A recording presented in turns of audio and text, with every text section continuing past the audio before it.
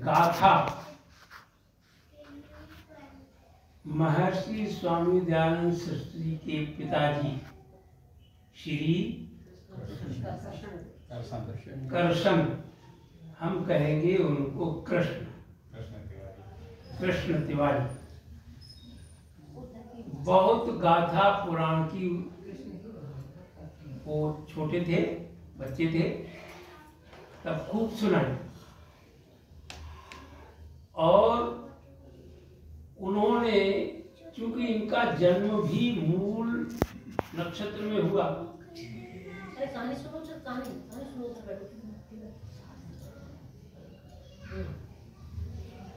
इनको अपना काम करने दो, उन्हें अपना काम करना है, इनकी तरफ ध्यान मत। मूल शंकर के पिता ने मूल शंकर को सुना, क्योंकि उनका जन्म मूल नक्षत्र में हुआ, स्वयं वो शिव के भक्त हैं, इसलिए उनकी इच्छा थी कि मेरा पुत्र भी शिव का भक्त बने। ये उनकी इच्छा, इसलिए उन्होंने शिव के महात्म्य को पुराण के आधार पर खूब सुना। ये संस्कार पढ़े और ठीक समय पर उनका नामकरण संस्कार उन्होंने किया, और फिर उनका नाम भी शंकर के आधार पर ही रखा। क्या रखा?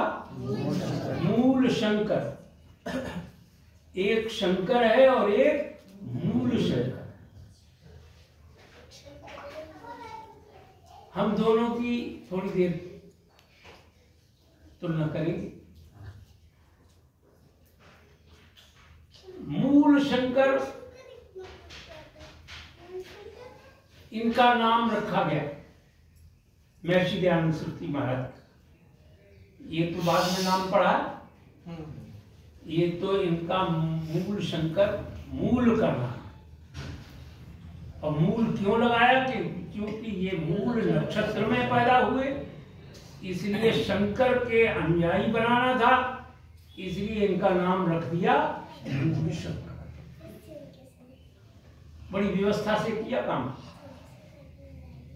बड़े विद्वान थे इनके पिताजी। और इनके दादा श्री लाल जी संस्कृत के बड़े विद्वान। देखिए इनके कुल की परंपरा देखिए, कुल में एक से एक बड़ा विद्वान है।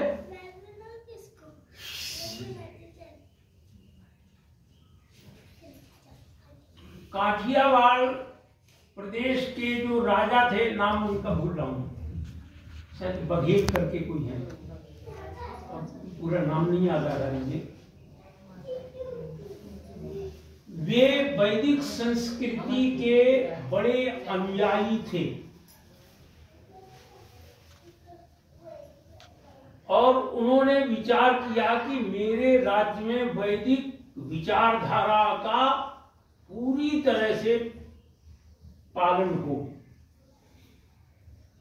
उस समय वहां उनके राज्य में उतने बड़े विद्वान नहीं थे। तब उन्होंने उत्तर भारत से 1000 ब्राह्मणों को इनवाइट किया, आमंत्रित किया, आप हमारे राज्य में आइए, हम आपकी संपूर्ण व्यवस्था करें। और वो 1000 ब्राह्मण उत्तर भारत से आए और उनका नाम क्या बना? औदीच्य। उनका नाम क्या हुआ? औदीच्य, उत्तर दिशा से आने वाले। और वे सब ब्राह्मण थे। उन्हीं 1000 ब्राह्मणों में ऋषि दयानंद के भी पूर्वज थे।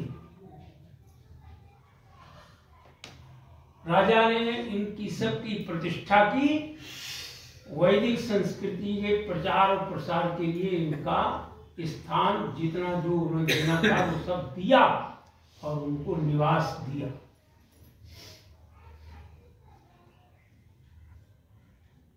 वे सब वेद के कितने ज्यादा थे ये तो मैं नहीं कह सकता, क्योंकि इतिहास भी मेरे पास नहीं है कुछ। क्योंकि स्वामी दयानंद जी सरस्वती महाराज की जब उनके पूर्वजों की खोजबीन हुई, विद्वानों ने खोजा, तब पता लगा कि इनके पिता और पितामह और प्रपितामह बड़े विद्वान थे, संस्कृत के आचार्य लोग थे। तभी तो आए वहां उत्तर भारत से, तभी तो आए ना, नहीं तो अगर विद्वान न होते तो क्यों आते। राजा ने निमंत्रित किया, वो आए और वहां पर थे। पर मैं ये देखता हूं कि शिव की पूजा का विधान कहीं भी वेद शास्त्रों में मिलता तो नहीं, पर ये विद्वान भी संस्कृत के तो हैं विद्वान, पर हैं कैसे? पुराण के आधार पर ही, पुराण को ही मानते। ऋषि दयानंद को खूब सुनाया, 13-14 वर्ष की वर्ष तक खूब पिता ने शिव की गाथा सुनाई और सोचा कि ये शिव भक्त हो जाए। इसलिए 13वें वर्ष में जब इनकी आयु हुई तब पिता ने इनको शिव का व्रत रखने का आदेश दिया। इनकी माता बड़ी समझदार थी, पिताजी भी समझदार थे, ऐसा नहीं है कि वो नहीं समझदार थे, वो भी बड़े विद्वान थे। क्योंकि पिता कठोर थे, कोमल भी थे कठोर भी थे, दोनों ही थे। माता सहल्या थी, उन्होंने पिता से निवेदन किया, अपने पति से निवेदन किया, कृष्ण जी से निवेदन किया। किसने? रुक्मिणी ने। रुक्मिणी उनका नाम नहीं है। महाराज ये बालक है, ये इतने कठिन व्रतों को पालन करने में असमर्थ है, थोड़ी इसकी आयु और बढ़ जाए तब आप इसको बढ़ाएं। पिताजी तो कठोर थे, उन्होंने कहा ना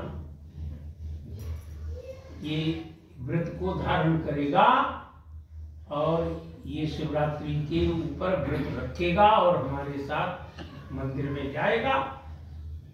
और गांव से उनके जो गांव था उससे काफी दूर पर 2-3 किलोमीटर दूर पर बहुत बड़ा शिवालय बनाया हुआ था, वहीं पूजा होती थी और रात्रि को वही सब चले। आप सब जानते हैं, मैं उसको संक्षेप कर देता हूं। क्या हुआ वहां वो सब आप जानते हैं। जब वो शिव की पिंडी पर नैवेद्य चढ़ा हुआ चूहा आदि खाने लगे, ये तो सब सो गए, पर दयानंद अपनी आंखों में पानी के छींटे मार मार करके जग रहे थे और ये विचार कर रहे थे कि आज तो मैं शिव का दर्शन कर ही लूंगा। सब सो गए और वो दर्शन की, क्योंकि पिताजी ने तो सुनाया हुआ था, उनकी स्मरण में था कि शिव ऐसा है, शिव ऐसा है, दुष्टों का संहार करता है, दुष्ट नाशक है, सारे संसार का कल्याण करता है, ये सब बताया हुआ था। तो वो सब उनके मानस में घूमने लगा कि शिव ऐसा है और चूहा इसके ऊपर चढ़ रहे हैं और ये दुष्टता कर रहे हैं, इनको भी हटा भी नहीं सकता। प्रश्न हो गए। पिता को जगाया, पिता ने जग करके क्या किया? कुछ नहीं, झुंझला और झुंझला लिए और उनके हृदय में फिर वो उसके प्रति अनास्था उत्पन्न हो गई कि ये वास्तव में ये सच्चा शिव नहीं, प्रकट हो गया। और उन्होंने घर जाने की राह पकड़ ली और घर चले गए और माता से कहा कि मुझे भूख लगी है, मुझे भोजन दे। अब माता बेचारी परेशान, इसका व्रत भंग हो जाएगा और पिताजी इसका फिर खूब डांटे। पर ऋषि उदयान मूल शंकर ने कहा कि नहीं, मुझे भूख लगी है, मुझे खाना दो। माता सहृदया थी, उसने भोजन दे दिया, खिला दिया, बच्चा सो गया। पिताजी जब लौट के आए तो देखा ये सो गया, ये इसने व्रत भंग कर लिया है। और फिर वहीं से उनके हृदय में क्या पड़ गया, सच्चे शिव की तलाश का बीजांकुर हो गई। ये सच्चा शिव है कौन? आपने सत्या प्रकाश पढ़ा है, प्रथम समुल्लास के 95 नंबर पर देखें आप, 95 नंबर पर शंकर शब्द है। और शंकर शब्द कैसे बना उसको लिखते हैं महाराज। वहां पर लिखा महाराज ने डुक्रिय करणे धातु है। अब हमारे कहाँ कोषाध्यक्ष जी बैठे हुए हैं, वो कहेंगे कि फिर धातु ले आए। अब मैं भी क्या करूं? अच्छा, बिना धातु के हमारा भी कोई काम सिद्ध नहीं हो सकता। लोहा नहीं हो तो मकान बनना मुश्किल, धातु के बिना काम नहीं। ऐसे ही शब्दों के ज्ञान में धातु का बड़ा उपयोग है। तो क्री धातु है, हम आगे पीछे के शब्दों को हटा देते हैं और क्री धातु रह गई है, जिसका अर्थ है करना, क्रिय करने। वो तो पाणिनि महाराज ने डू क्री क्रिया और लगा दिया आगे, वो तो उन्होंने अपने व्याकरण के नियमों के आधार पर वो लगाया और वो सब का लोप हो जाता है, हट जाते हैं। केवल धातु क्या रह जाती है? क्री धातु रह जाती है। और उस क्री धातु के ऊपर एक उपसर्ग लगा दिया सम, सम क्री। और आगे जो प्रत्यय लगाएंगे उस प्रत्यय के कारण से क्री में जो ऋकार है वो अर हो जाएगा। री, जो क्री में री नीचे लगा है वो क्या हो जाएगा? अर हो जाएगा, गुण हो जाएगा, अर हो जाएगा और क्या बन जाएगा? कर हो जाएगा। ठीक है। और सम आगे रखा हुआ है, अब मिलाओ इनको, शंकर को। ये लिखा है महाराज, मैंने अपनी तरफ से कुछ भी नहीं मिलाया। ये शंकर है। अब शंकर का अर्थ कर रहे हैं कि शंकर, ये ऐसे तो बना शंकर शब्द, तो इसका अर्थ क्या होना चाहिए? सम उपसर्ग है और जिसका अर्थ है अच्छा, कल्याण करने वाला, सुख देने वाला। और इस सम उपसर्ग को ही धातु के आगे लगा दो तो क्या हो जाएगा? संहार हो जाएगा, क्या हो जाएगा?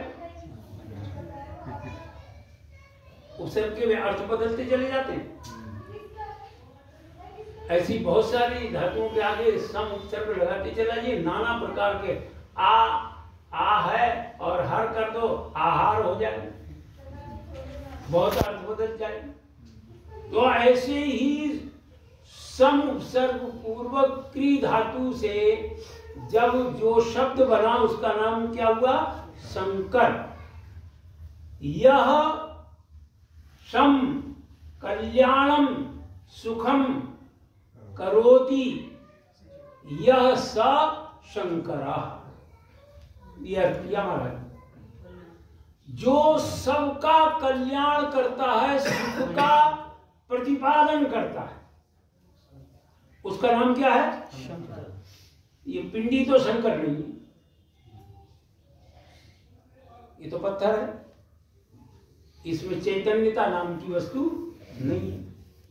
कुछ वेदांत के आचार्य कहेंगे ब्रह्म दो प्रकार का है, एक उद्भूत अवस्था वाला और एक अनुद्भूत अवस्था वाला।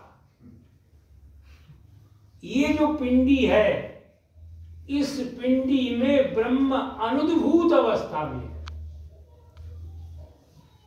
और जो अनुद्भूत अवस्था में होता है तो क्या कोई काम कर पाता है क्या? आप सो जाएं,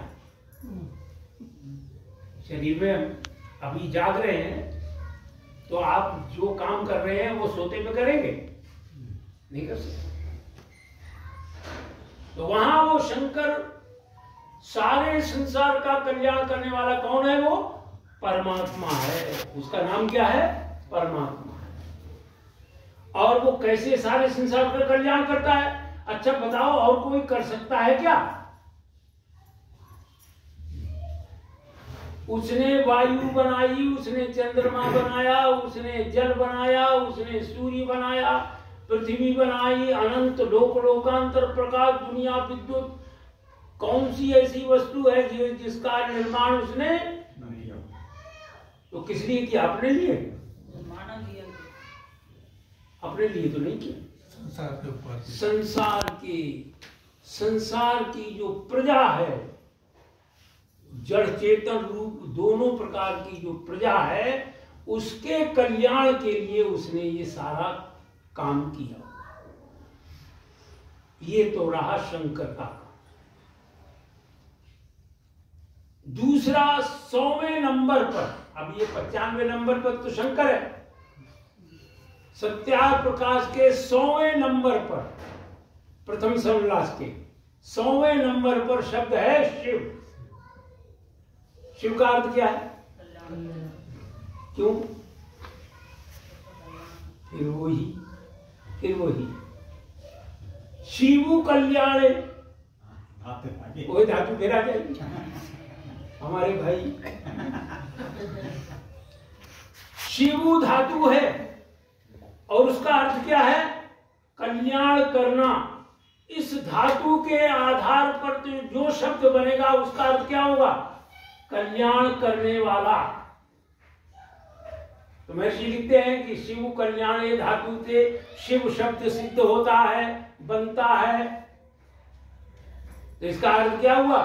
कि वो सारे संसार का कल्याण करने। कितना कल्याण? उसको मालूम है कि सूर्य को कहां स्थापित करना है और पृथ्वी को किस रेखा पर स्थापित करना है, परिधि में स्थापित करना। उसको मालूम है कि चंद्रमा को और सूर्य के और पृथ्वी के बीच में कहां पर स्थापित करना। अगर आगे पीछे हो जाए तो गड़बड़ हो जाए। इसलिए उसको मालूम है, ज्ञान है, इसलिए उसको क्या कहा? सर्वज्ञ है। वो सब कुछ जानता है और उसने ज्ञान पूर्वक अपनी सारी व्यवस्था को, सृष्टि की रचना को बड़ी ढंग से रचा और रच करके स्थापित कर दिया, और प्राणियों के और जड़ और चेतन दोनों के कल्याण का। अगर सूर्य 1000 किलोमीटर या 1,00,000 किलोमीटर नीचे आ जाए तो ये सारे के सारे जल करके भस्मीभूत हो जाएंगे, और 1,00,000 किलोमीटर ऊपर चला जाए तो बर्फ हो जाए, तो भी नहीं कुछ हो सकता, और दोनों स्थितियों में कुछ भी नहीं हो सकता। तो कल्याण कैसे होगा फिर? तो उसका अर्थ शंकर कैसे होगा? उसका अर्थ उस परमात्मा का अर्थ नाम शिव कैसे होगा? तो शिव नहीं हो सकता। इसलिए उसने ठीक स्थान पर उसको स्थापित किया है जहां पर आप उसके प्रकाश से नाना प्रकार की शक्तियों को ग्रहण करके अपने कार्य करें और आनंद की अनुभूति करें। ये दो शब्द मैंने आपके सम्मुख रखे। अब रात्रि की बात आती है। शिव माने कल्याण की रात्रि है, जो कल्याण की रात्रि है, जो कौन सी है वो कल्याण की रात्रि है? 14 को बता जाएगी। बिल्कुल ठीक कहा है, वही है कल्याण की रात्रि। आप जब सारे दिन में थक जाते हैं काम करते करते, तो रात्रि में शयन करते हैं कि नहीं करते? ये रात भर काम करते हैं, कुछ रात में काम करते हैं। आजकल की परंपरा है, बच्चे रात में काम करते हैं और दिन में सोना तो है ही। न सोए तो वो उनके लिए वो दिवस हो जाएगा, और वो जब शयन कर रहे हैं तब क्या रात्रि हो जाएगी, चाहे वो दिन हो तो रात्रि हो जाएगी। तो कल्याण वाली रात्रि कौन सी है, बस यही जानना है, और उतनी को कहकर के हमारा समय भी हो जाएगा। ऋतं च सत्यं च विद्धात् तपसोऽध्यजायत ततो रात्रिजायत ततः समुद्रो अर्णवः। रोज पढ़ते हो आप? रोज पढ़ते हो? और ऋषि को अर्थों को याद किया है कि नहीं किया है, मैं नहीं कह सकता। अगर आपने ऋषि के अर्थों को याद किया है, मानस में बैठाया हुआ है, तो रात्रि का अर्थ वहां पर यही लिखा है कि वो परम कल्याण वाली रात्रि है, उसी को शिवरात्रि कहते हैं। क्यों है शिवरात्रि? क्योंकि समस्त संसार जो सृजन किया हुआ था उसको उसने लय में परिवर्तित कर दिया है। अपना जो जो वस्तु है वो वस्तु अपने अपने कारण में लय को प्राप्त होकर के अंततो गत्वा जो इस जगत का मूल कारण है कौन? प्रकृति। बोल दिया करो फटाफट। प्रकृति मूल कारण है, सत्व रजस और तमस। यह अपनी मूल अवस्था में चला जाता है, और मूल अवस्था में चला जाता है तब क्या दिखाई पड़ता है? कुछ दिखाई पड़ता है। इसलिए महर्षि ने वहां पर आपने पढ़ा हो, ध्यान दिया हो, और नहीं ध्यान दिया है तो ऋतं च सत्यम पर जाकर के घर पे मैंने पुस्तक आपको बताई है। कौन सी? पंच महायज्ञ विधि की पुस्तक को खोल करके देखना, और वहां पर ऋषि ने लिखा है तम आसीत तमसा गूढ़मग्रे अप्रकेतम सलिलम सर्वमायितम। जब सब लय हो जाता है तब ये आकाश अंधकार से आवृत हो जाता है। अंधकार ही अंधकार। परमात्मा, प्रकृति और जीवात्मा, ये तीन चीजें हैं।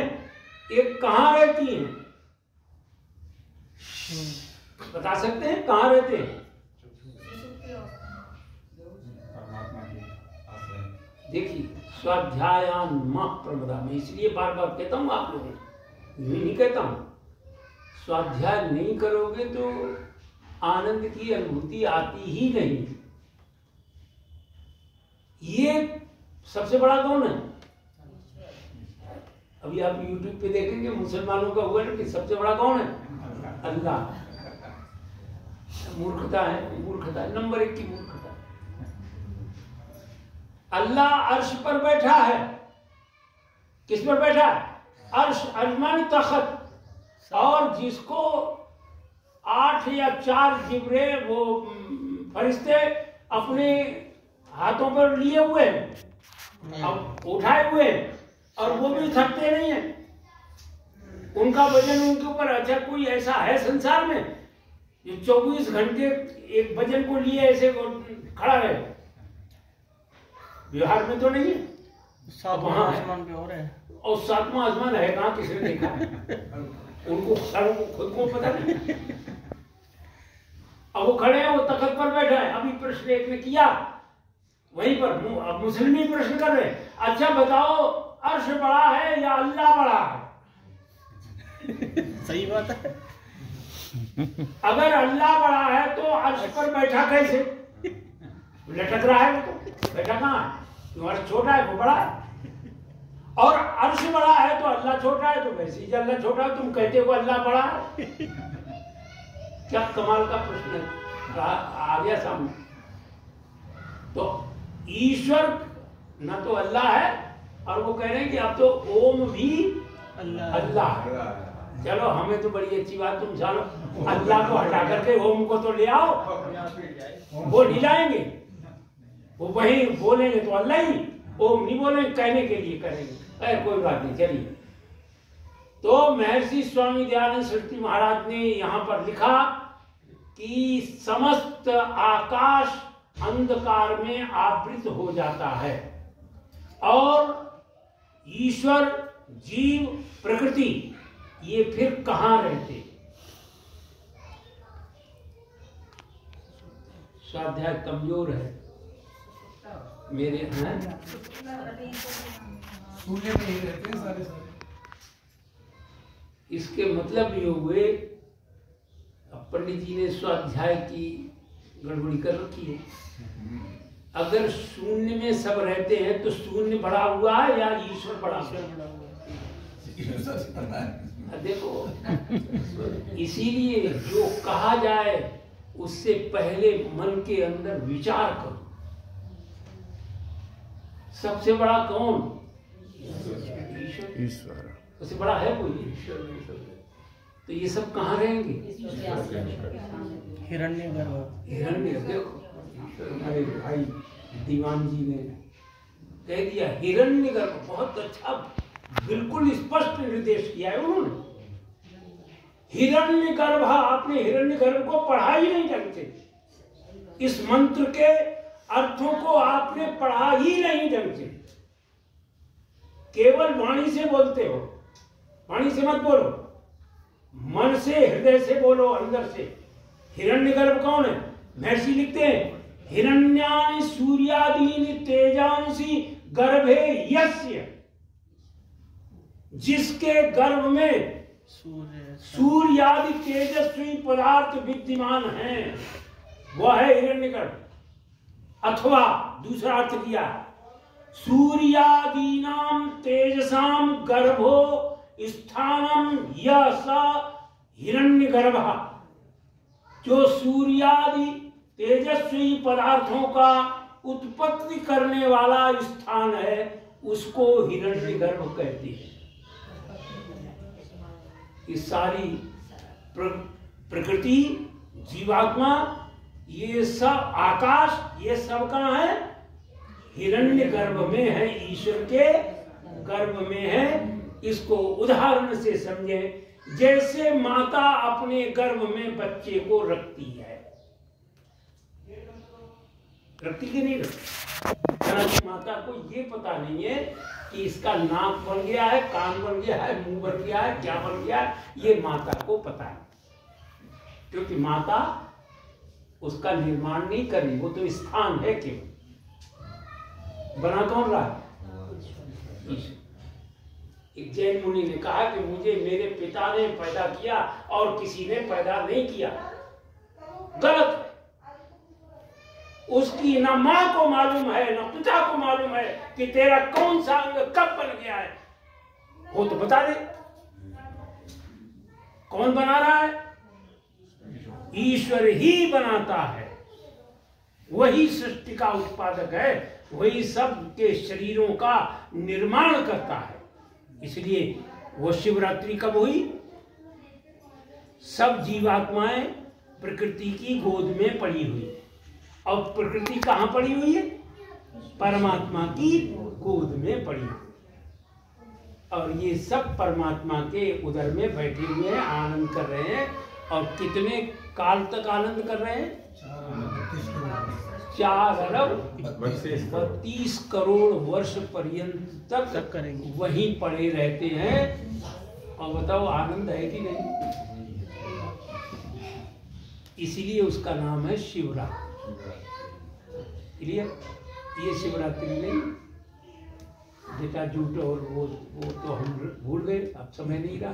फिर कभी आएंगे, फिर आपको बताएंगे वो जटाजूट और शीशी दयानंद और हो जाए।